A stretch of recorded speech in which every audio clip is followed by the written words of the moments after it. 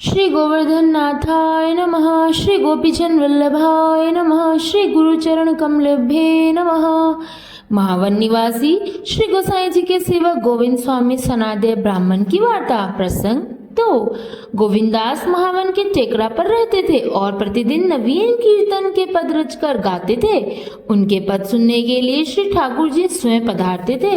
वहीं पर मदन गोपाल कायस्थ कीर्तन लिखने के लिए आते थे। एक दिन गोविंद स्वामी ने श्री ठाकुर जी से कहा, आप इतनी दूर गायन सुनने के लिए पधारते हो, आपको भी गायन का अभ्यास है, अतः कुछ गान करके सुनाओ तो जाने। गोविंद स्वामी की बात सुनकर श्री ठाकुर जी ने गाया। उनका गाना सुनकर श्री स्वामिनी जी पधारी और वे ताल स्वर के साथ वाक की संगत करने लगी तो गोविंद स्वामी धन्य धन्य कहकर अपने भाग्य की सराहना करने लगे। उस समय मदन गोपाल कायस्थ बोला, यहाँ पर कोई आदमी तो दिखाई देता नहीं है। गोविंद स्वामी, तुम किस बात किससे करते हो? गोविंद स्वामी ने इसका कोई उत्तर नहीं दिया, बात गुप्त रखी। फिर एक दिन श्री गोसाई जी ने गोविंद स्वामी से पूछा, श्री ठाकुर जी कैसा गाते हैं?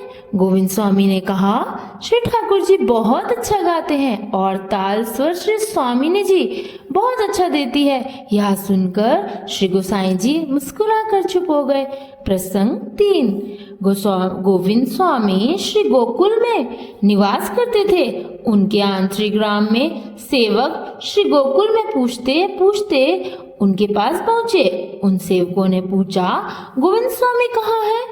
तब उन्होंने स्वयं ही उत्तर दिया, गोविंद स्वामी तो मर गए। उनमें से एक सेवक उन्हें पहचान कर बोला, आप हमारी हंसी क्यों कराते हो? गोविंद स्वामी ने कहा, हमने स्वामीपना छोड़ दिया है, अतः आप समझो कि गोविंद स्वामी तो मर गए। जब उन्होंने कहा, महाराज अब हम किसके सेवक बने? तब गोविंद स्वामी ने उनको ले जाकर श्री गोसाई जी के सेवक कराए। गोविंद स्वामी के संग से उनको भगवत प्राप्ति हुई। जिनके संग से भगवत प्राप्ति हो, उनकी कृपा से क्या नहीं हो, हम उनकी बात क्या कहें। प्रसंग 4। वे गोविंद स्वामी श्री गोकुल में रहते हुए श्री यमुना जी के पांव नहीं देते थे।